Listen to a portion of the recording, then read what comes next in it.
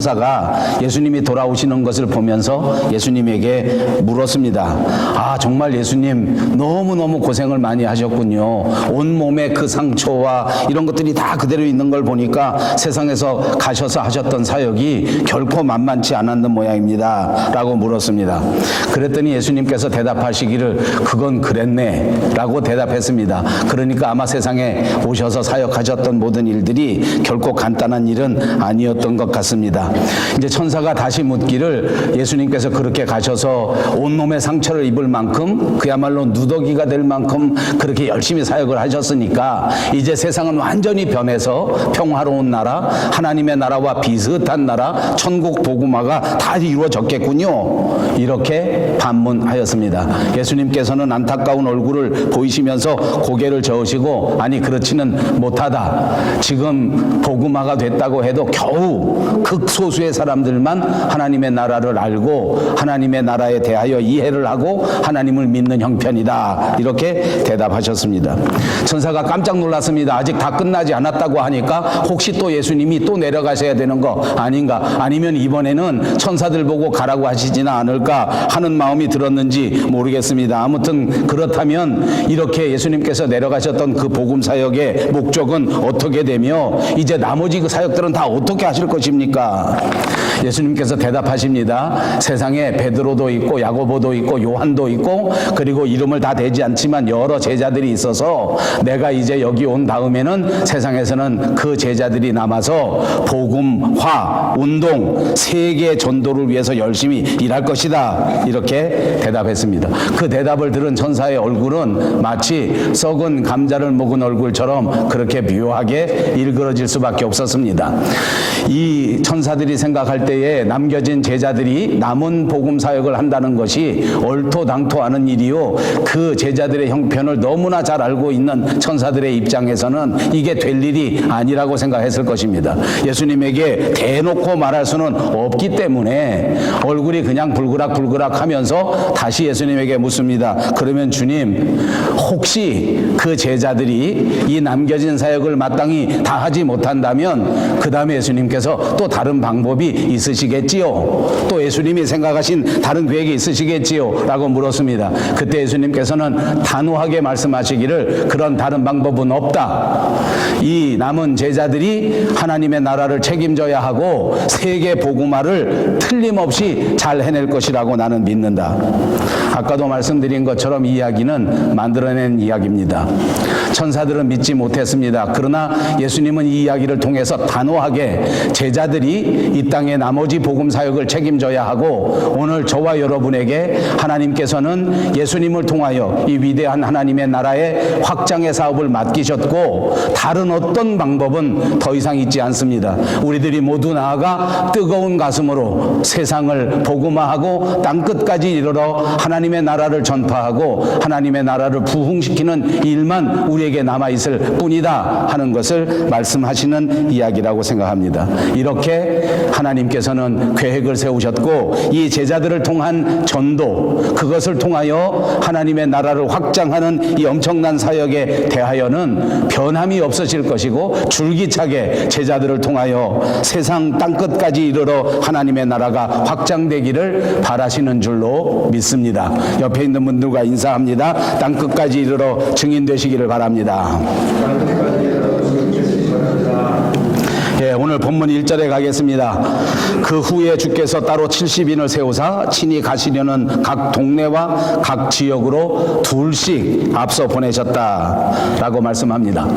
우리가 강해했던 9장에서는 예수님께서 12제자를 선택하셔서 그 12제자들로 하여금 세상에 나가 복음을 전파하고 다시 돌아와서 보고하도록 한 사건들을 우리가 이미 보았습니다. 그런데 오늘 보니까 70인을 세우셨다고 하는 것은 그 12제자 말고도 다른 여러 사람들의 제자들을 세우셨고 그 제자들로 하여금 나가서 복음을 전하라 하고 명령하셨다는 것입니다. 이렇게 보낼 때 그 사람들을 둘씩 짝을 지어서 보내셨습니다. 여러 가지 의미가 있을 수 있습니다. 이것은 사람이 나가 복음 사역을 감당할 때에 혼자 가는 것보다는 둘이 가는 것이 필요하다고 예수님께서 판단하셨다는 것을 보여주는 것 아닙니까? 그러니까 둘이 함께 힘을 합쳐서 서로 도와주고 서로 격려하면서 그렇게 복음의 사역을 감당하는 것이 참 좋겠다 하는 뜻으로 해석할 수 있습니다. 또 한 가지 뜻이 있다고 하면 그것은 그때 당시의 사회 문화 가운데 특별한 일을 증언하고 특별한 일에 대하여 남에게 설득하기 위해서는 최소한의 증인이 필요했는데 그 증인의 숫자가 2사람이 최소 숫자였습니다.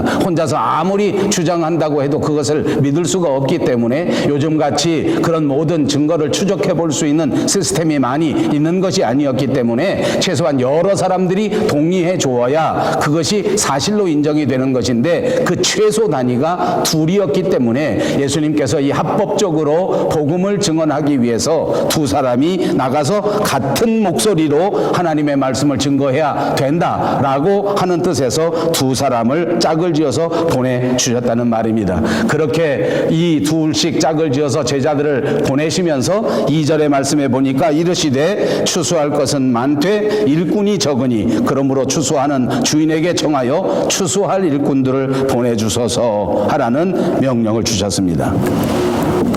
이제 우리 조국은 이 9월 달에 추석 절기가 있습니다.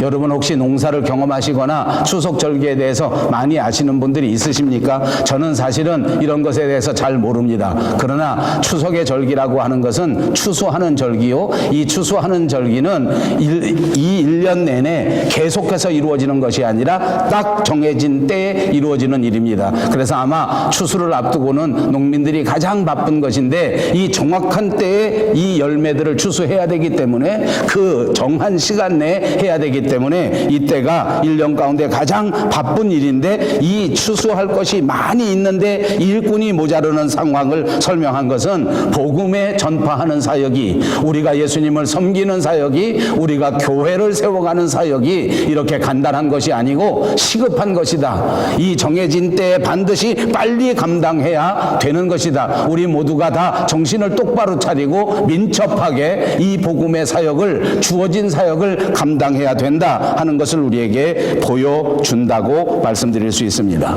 그렇습니다. 저와 여러분이 맡은 이 복음의 사역은 정말 시급한 것입니다. 우리 모두가 다시 일어나서 이 시급한 복음의 사역에 민첩하게 반응할 수 있는 저와 여러분 그리고 우리 교회가 꼭 되시기를 주님의 이름으로 축복합니다.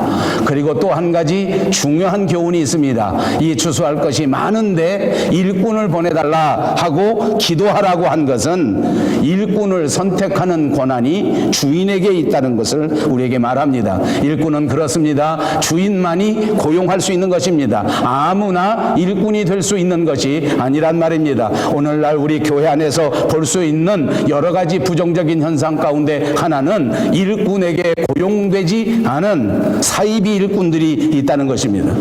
하나님이 선택하시고 하나님이 고르시고 하나님이 뽑으시지도 않았는데 이 일을 할 수 있다는 착각을 가지면 안 된다는 것입니다. 사랑하는 여러분, 일꾼은 주인이라야 고용할 수 있다는 사실을 기억하십시오. 오늘 이 자리에 앉아 하나님 앞에 예배하는 저와 여러분은 이 세상에서 아무도 할 수 없는 아무나 감당하는 일이 아닌 하늘나라의 가장 소중한 일을 위하여 하나님께서 선택하시고 하나님께서 부르신 거룩한 일꾼이라는 사실을 다시 한번 기억하시기를 주님의 이름으로 축복합니다. 시급한 일을 위하여 시급한 추수를 위하여 하나님 앞에 선택받았습니다. 이제 우리가 해야 할 일은 민첩하게 이 일을 감당하는 일밖에 다른 어떤 선택지가 없다는 것을 기억하시기를 바랍니다. 3절 말씀에 보니까 예수님께서 전도자를 파송하는 심정을 기록해 두었습니다. 갈지어다 내가 너희를 보냄이 어린 양을 이리 가운데 보냄과 같도다. 정말 극단적인 표현입니다. 왜 이런 표현을 하셨는지는 모르겠습니다. 그러나 내가 너희를 보내는 것이 어린 양을 이리 가운데 보내는 것과 같다. 이 말씀 그대로 말씀하신 것입니다. 전도자들이 세상에 나가 당해야 될 많은 핍박과 많은 박해와 많은 어려움을 예수님도 너무나 잘 알고 계셨다는 것을 보여줍니다. 그런데도 불구하고 예수님이 하신 것을 보십시오. 이렇게 정말 엄청난 박해와 엄청난 핍박과 엄청난 어려움 속에서 주의 일을 감당해야 하는데, 그런데 우리들 같으면 이 제자들에게 무언가 조금 더 준비하게 하고 무언가 조금 더 갖추게 하고 이렇게 해서 보내야 되지 않겠습니까? 쉽게 말하면 돈도 조금 더 주고 또 가지고 갈 짐들도 조금 더 많이 챙겨주고 이렇게 해서 혹시나 전도 활동할 때에 어려움 당하지 않도록 해 주셔야 하지 않겠습니까? 그러나 성경에 보십시오. 이 제자들을 보내시면서 이리 가운데 보내는 어린 양에게 돈을 더 많이 가져가라고 하지 않습니다. 돈 주머니는 절대 가지고 가지 말라. 비상식량을 담는 주머니조차도 가지고 갈 필요가 없다라고 말합니다. 혹시 신발이라도 하나 더 챙겨가겠다고 했을 때에도 여벌의 한 벌신도 필요하지 않다고 말씀합니다. 아무것도 가지고 갈 필요가 없다. 이리가 득실거리는 이 현장 속으로 가는데 이 어린 양으로 하여금 맨 몸만 가라고 명령하시는 것입니다. 앞뒤가 맞겠습니까? 앞뒤가 맞지 않습니다. 그런데 여기 까닭도 예수님께서 말씀하십니다. 그것은 9절에 거기 있는 병자들을 고치고 또 말하기를 하나님의 나라가 너희에게 가까이 왔다 하라. 하나님의 나라가 가까이 왔다. 이 어린 양이 나가 이리 가운데 전파해야 될 사명을 정확하게 말씀한 것입니다. 그렇습니다. 세상에 나가 우리가 해야 할 일은 이 세상에 하나님의 나라가 가까이 왔다고 하는 것을 전하는 것입니다. 여러분이 전하는 것이 복지가 아니라는 말입니다. 여러분이 전해야 할 것이 구제를 전하는 것이 아니란 말입니다. 여러분이 전하는 것이 인권을 전하라는 것이 아닙니다. 여러분이 전해야 될 결정적인 주제는 하나님의 나라입니다. 그러므로 하나님의 나라를 전파하는데 돈은 그렇게 중요한 것이 아닙니다. 하나님의 나라를 전파하는데 물질은 그렇게 중요한 것이 아닙니다. 하나님의 나라를 전파하는데 건강도 그렇게 중요한 것이 아닙니다. 하나님의 나라를 전파하기 위하여 가장 중요한 영적 능력을 준비할 일이지 세상의 능력은 준비하지 않아도 된다는 말씀인 줄로 믿습니다. 여러분 기억하십시오. 우리가 해야 할 일은 지금부터 하나님의 나라에 대한 지식입니다. 하나님의 나라에 대한 이해입니다. 하나님을 향한 뜨거운 사랑이 우리 마음속에 다시 한번 용서섬 치시기를 주님의 이름으로 축복합니다. 그것이 필요합니다. 그래야 땅끝까지 나아가 복음을 전파하고 하나님이 남겨놓으신 예수님이 우리에게 맡겨주신 그 거룩한 사명을 감당할 수 있기 때문입니다. 여러분, 하나님의 나라를 전파하는 위대한 사명은 영적 사명이므로 영적 사명에만 집중하는 우리들이 꼭 돼야 됩니다. 그렇다고 해서 성경이 그러면 이 전도자들의 육신적인 필요는 아무렇지도 않게 전혀 케어하지 않는 것도 아닙니다. 이것은 하나님께서 정해놓으신 방법이 있습니다. 영적 사명을 감당하고 주의 일을 감당하며 하나님의 나라를 확장하는 일꾼들에게 하나님이 정해놓으신 법칙이 있습니다. 그것은 은혜 받은 성도들로 하여금 그들의 감사를 통하여 전도자들의 모든 육체적 필요가 충당될 것이라고 가르쳐 주셨습니다. 어떤 동네에 가든지 전도할 때 평안을 빌라. 그리고 평안을 빌 때 그 사람들이 마땅히 그 평안을 받을만 하면 그 사람들에게 주님이 주시는 귀한 선물 평안이 이루어질 것이요, 만일 그것을 받아들이기 합당하지 못하다면 그건 모두가 전도자들에게 다시 돌아온다고 말씀하지 않았습니까? 그렇습니다. 복음을 거부하는 것은 그 복음을 전파하는 예수님, 그것을 보내신 예수님을 거부하는 것이요, 그런 자들에게는 분명하게 전해야 될 말이 있다. 그것은 발에 묻은 먼지를 탁탁 털어버리는 것입니다. 그리고 하나님의 나라가 가까이 온 것을 분명하게 알게 하라는 것입니다. 복음을 받아들이지 않는 것은 예수님을 받아들이지 않는 것이요, 복음을 거부하는 것은 예수님을 거부하는 것이요, 이 모든 일들이 심판을 자청하는 것이다 라고 선언해 주신 말씀입니다.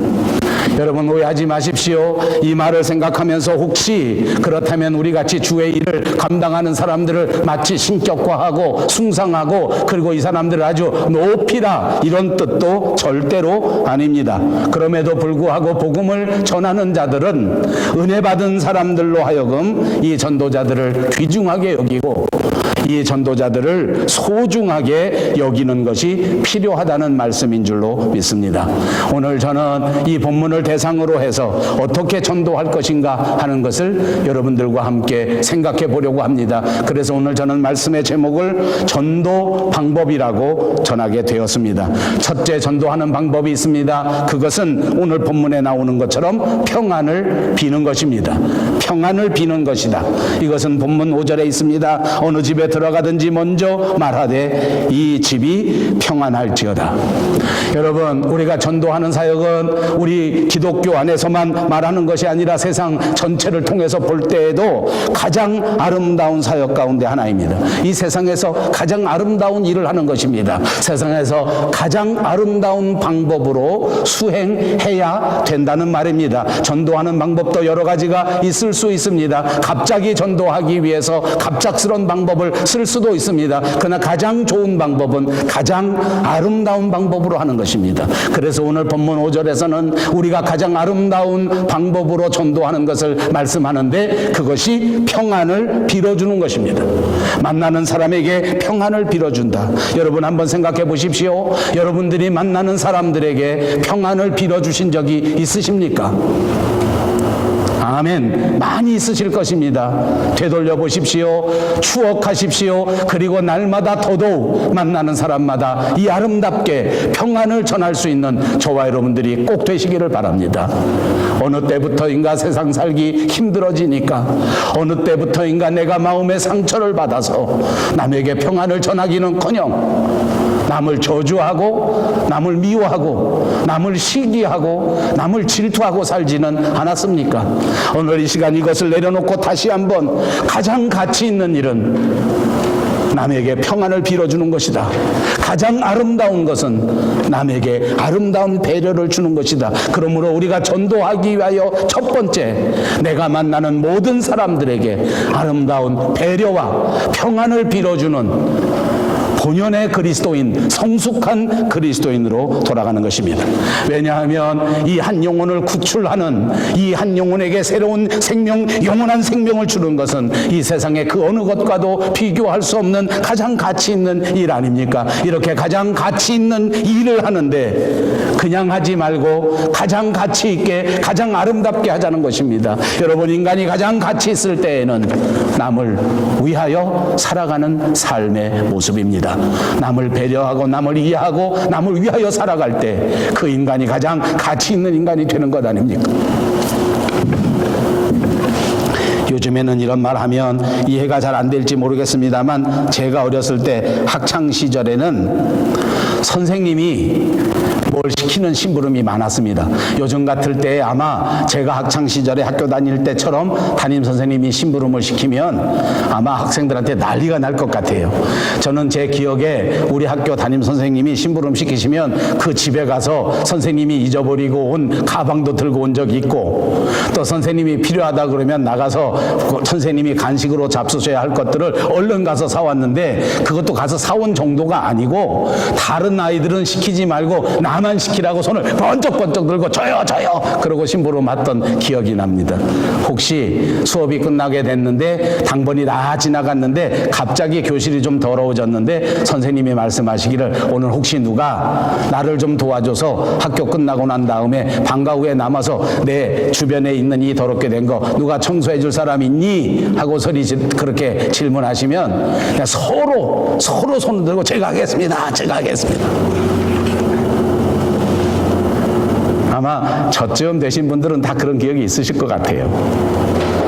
요즘 사람들, 요즘 학생들은 학교에서 그렇게 못한다고 합니다. 그렇게 사적인 걸 심부름시키면 선생님이 갑질한다고 해서 큰일 날 것 같아요. 뭐 어쨌든 제가 무슨 말 하는지 여러분 아시지요? 담임 선생님한테서 칭찬받는 것이야말로 그때 당시 학생들이 가졌던 마음에 가장 좋은 거. 왜냐하면 담임 선생님 마음에 들어서 담임 선생님 마음이 기뻐하시면 그보다 좋은 일이 없었기 때문입니다. 여러분, 교회 안에서도 똑같은 것 같습니다. 요즘은 교인들도 인권이 생겨서 목사님이 뭘 좀 부탁하고 뭘 좀 어려운 일을 하게 되면 이거 나한테 왜 시키나? 왜 나만 이런 걸 하나? 라고 생각하는 사람이 있을까? 두렵습니다. 오히려 더 이런 일이 있을 때마다 굳은 일은 내가 먼저 하겠다. 어려운 일은 내가 먼저 할게요. 번쩍번쩍 손을 들을 수 있는 저와 여러분들이 꼭 되시기를 바랍니다. 선생님의 마음을 기쁘시게 하는 게 얼마나 좋습니까? 우리가 왜 전도해야 됩니까? 전도할 때 예수님이 가장 기뻐하시기 때문입니다. 전도할 때 하나님이 가장 기뻐하십니다. 왜 우리가 다른 사람에게 평안을 빌어줍니까? 왜 우리가 다른 사람에게 배려해 줍니까? 왜 우리가 다른 사람을 따뜻하게 대우해 주어야 합니까? 예수님이 기뻐하시기 때문입니다. 여러분, 예수님의 마음을 기쁘시게 하는 저와 여러분 되시기를 주님의 이름으로 축복합니다. 그렇습니다. 오늘부터 이렇게 전도할 대상자를 마음에 새기고 기도하기 시작하십시다. 예수를 알지 못하는 사람에게 복음을 전해야 되겠다. 이 대상자를 놓고 먼저 기도하기 시작하자는 말입니다. 행여나 마음의 상처를 입고 교회를 떠난 사람들이야말로 우리의 전도 대상자입니다. 그 사람들의 마음의 상처를 치유하기 위하여 먼저 기도를 시작하기 바랍니다. 그리고 이 전도를 실천할 때에 여러분 축복의 언어로서, 배려의 언어로서 그들의 마음을 두드릴 수 있는 저와 여러분들이 되시기를 바랍니다. 그렇습니다. 전도할 때 아주 중요한 것은 그 사람의 마음의 문을 여는 것입니다. 복음의 사역은 평안을 빌어주는 그것에서부터 출발한다고 오늘 본문은 가르쳐주고 있지 않습니까? 하나님과 인간의 관계는 인간이 지은 죄 때문에 이미 깨져버린 것입니다. 그래서 우리에게는 평안이 없습니다. 우리 인생의 가장 큰 문제는 다시 한번 하나님과의 평안을 회복해야 하는 것입니다. 우리의 죄의 문제가 해결되고 하나님과 진정한 평화를 이루게 되면 그때 비로소 구원의 역사가 이루어지게 되는 것입니다. 예수님은 이 땅에 오셔서 저와 여러분의 죄값을 대신 치르시고 우리에게 영원한 생명을 주시기 위하여 십자가 위에서 그 물과 피를 흘려주셨습니다. 그리고 그분은 죽으셨고 그리고 그분은 부활하셨습니다. 이제 우리가 복음을 나누는 것이야말로 주님의 부활을 전하는 것이요, 이제 우리가 하나님의 사역을 감당하는 것이야말로 이토록 아름다운 위대한 일을 실천하는 것이기에 다시 한번 따뜻한 마음으로 평안을 전할 수 있는 위대한 전도자, 참된 전도자들이 꼭 되시기를 바랍니다. 두 번째 방법이 있습니다. 그것은 친밀한 교제입니다. 이것은 오늘 본문 7절과 8절에 나오는 말씀입니다. 그 집에 유하며 주는 것을 먹고 마시라. 그리고 8절에 계속해서 말씀하기를 어느 동네에 들어가든지 너희를 영접하거든 너희 앞에 차려놓는 것을 먹으라 말씀하셨습니다. 사람의 마음을 열고 이제부터 친밀하게 서로 교제를 하라는 말씀인 줄로 믿습니다. 그렇습니다. 사람들의 마음을 통하고 마음을 소통하고 마음을 여는 데에는 이렇게 친교와 교제가 정말 중요합니다.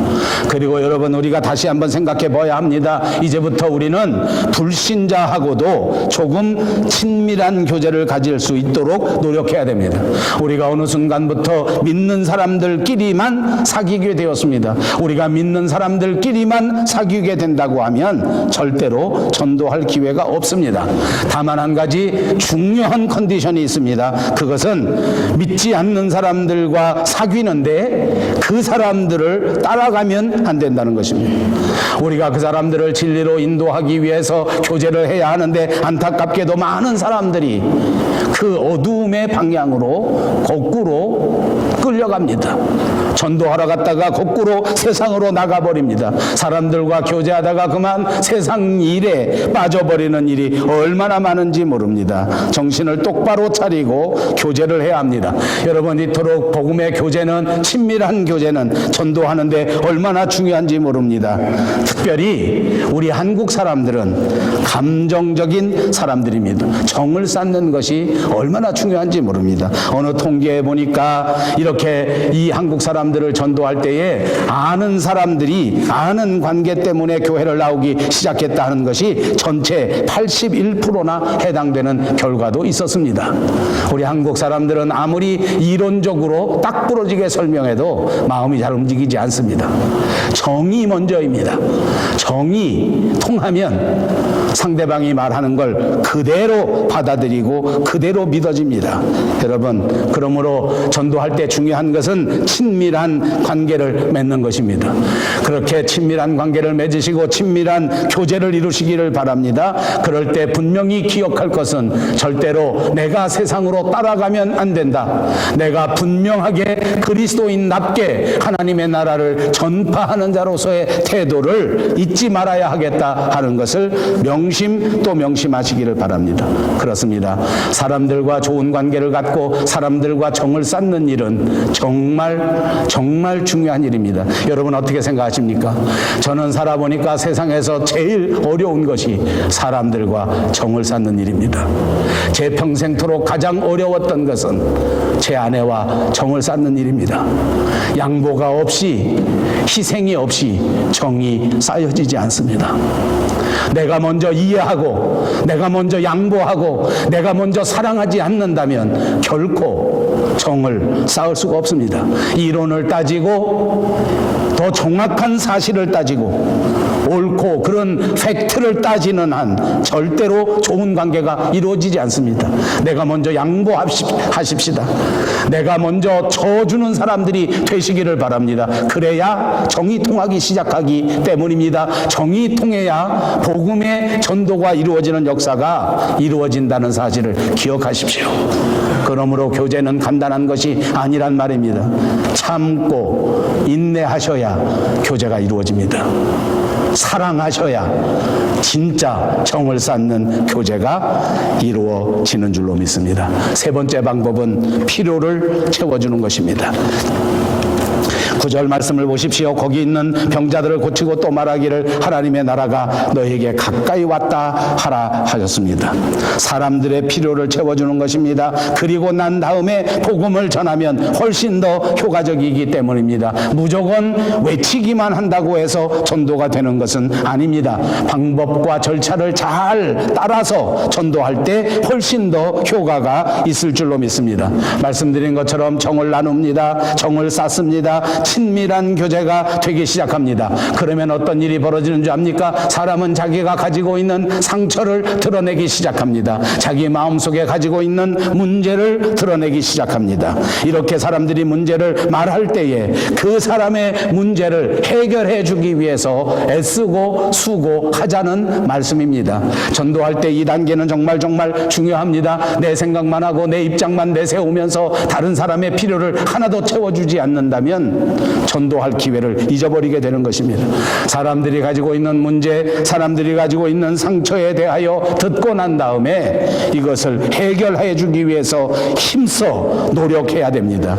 여기 중요한 일이 있습니다. 저는 될 수 있으면 다른 사람들의 문제를 해결해 줄 수 있는 실력자들이 되시기 바랍니다. 우리 밴쿠버 영성교회에 오신 분들은 처음 이 밴쿠버에 유학 오거나 이민 오는 사람들을 확실하게 도와줄 수 있는 실력자들이 다 되시기를 주님의 이름으로 축복합니다. 먹고 사는 것도 도와주시고 직장 얻는 것도 도와주시고 문서 서류하는 것도 도와주시고 학교 보내는 것도 도와주시고 모든 걸 잘 도와줄 수 있는 그런 실력자들이 꼭 되시기를 바랍니다.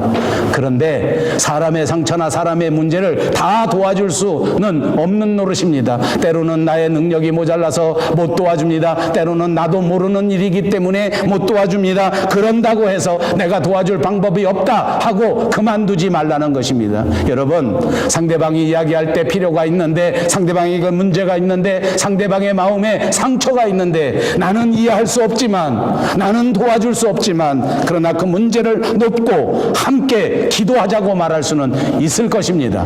아멘. 어떤 상황을 만나든 그 사람과 함께 기도하자고 말씀하시고, 실제로 그 사람을 위해서 기도하는 여러분들이 꼭 되시기를 바랍니다. 함께 이 문제를 놓고 기도하십시다. 함께 이 상처를 놓고 기도하십시다. 여러분, 혹시 내가 기도하자고 했는데 하나님이 응답해 주시지 않으면 어떡할까? 이렇게 염려하기 때문에 기도하자고 말 못하는 사람들이 있습니다. 염려하지 마십시오. 하나님은 능력이 많으신 분이십니다. 지금 이게 금방 기도해서 될 일인가? 그런 걱정도 하지 마십시오. 하나님은 필요하시면 순간에도 역사하십니다. 하나님이 원하시면 당장도 해주실 수가 있습니다. 급하면 하나님도 응급으로 응답하시는 줄로 믿으시기를 바랍니다. 그리고 여러분, 제가 경험해 보니까 기도해서 응답받는 것도 위대한 역사인데, 내가 도와줘서 전도되는 것도 위대한 역사인데, 저절로 전도되는 일이 얼마나 많은지 몰라. 왜 저절로 되는지 아세요? 내가 대답해 줄 때, 아, 자매님, 아, 형제님, 그런 문제가 있으셨군요. 저도 이 문제를 놓고 기도하겠습니다. 그 말만 했더니 그 말을 들은 사람이 감동을 받는 거예요. 아, 이 사람이 뭔데 나를 위해서 기도해 준다고 그러나? 아, 이 사람이 뭔데 나한테 이렇게 함께 이 문제를 놓고 기도하자고 하나? 그 자체가 응답이더라고. 저 사람도 내 문제를 가지고 기도하려고 하는데 나도 한번 하나님 앞에 기도해 봐야 되겠다, 이렇게 결심하더란 말입니다. 여러분, 그럴지 안 그럴지 궁금하지 않습니까? 여러분들도 나가서 그렇게 한번 해보시기를 바랍니다. 이쯤 되면 같이 문제를 놓고 기도하자 이렇게 말하는 순간부터 이미 추수할 때가 가까운 것입니다. 전도할 기회가 무르익어진 줄로 믿습니다. 그 마지막 단계는 복음을 전하는 것입니다. 이 마지막 단계에서 하나님의 말씀을 전하는 것입니다. 축복의 언어로 마음을 열고 친밀한 교제를 통해서 정을 쌓고 전도 대상자가 고민하는 마음의 문제를 놓고 함께 기도하면서 그들의 필요를 채워주게 되면 그 다음에 하나님의 말씀, 복음을 전하는 것입니다. 예수님이 우리의 죄를 위하여 이 땅에 오셔서 우리의 죄를 담당하고 십자가 위에서 죽으셨습니다. 주님 앞에 우리의 인생을 맡기면 주님이 우리의 인생을 가장 아름다운 인생으로, 가장 보람된 인생으로 만들어 주시는 것입니다. 그렇습니다. 여러분, 우리가 함께 읽은 것처럼 17절에 이런 방법을 통하여 나가서 복음을 전했던 70명의 사람들이 엄청난 결과를 얻고 엄청난 결실을 얻어 다시 주님 앞에 돌아와 보고하지 않았습니까? 예수님의 복음을 이렇게 전했더니 모두가 다 예수님의 말씀을 받아들이고 귀신들마저도 예수님 앞에 항복하는 역사가 있었습니다 라고 기도하지 않습니까? 그렇습니다. 이렇게 전도의 방법을 그대로 실천하시면 반드시 아름다운 결과가 보장되는 줄로 믿습니다. 그런데 오늘 저와 여러분의 문제는 무엇입니까? 우리가 전도를 하지 않습니다. 도대체 언제 전도해 봤는지 기억이 가물가물합니다. 혹시 전도를 한다고 하는 사람들도 도대체 이 전도의 방법을 지키지 않습니다. 상대방을 배려하지 않습니다. 상대방을 무시합니다. 배려는커녕 무조건 다짜고짜로 예수 믿으라고 소리를 지릅니다. 그리고 예수 믿지 않으면 당장 지옥에 간다고 마치 협박하듯이 소리 질러버립니다. 무례하게 접근합니다. 당연히 전도가 안 됩니다. 당연히 효과가 없습니다. 당연히 마음의 문을 확 잠가버리기 때문에 결코 복음 전도의 역사가 일어나지 않습니다. 다시 한번 기억하십시오. 마음을 두드리셔야 합니다. 친절과 배려로 평안을 전할 수 있는 우리들이 되시기 바랍니다. 마음의 문을 열고 정을 쌓습니다. 그리고 그들의 문제와 상처를 어루만져 주면서 함께 기도합니다. 그리고 난 다음 복음을 전하는 것입니다. 그렇게 하면 반드시 하나님께서 역사하셔서 그 영혼을 구원하시는 위대한 생명의 결실을 얻게 하실 줄로 믿습니다. 그리고 우리는 예수님의 마음을 기쁘시게 하고 하나님께 영광을 돌리는 자랑스러운 그리스도인들이 다 될 줄로 믿습니다.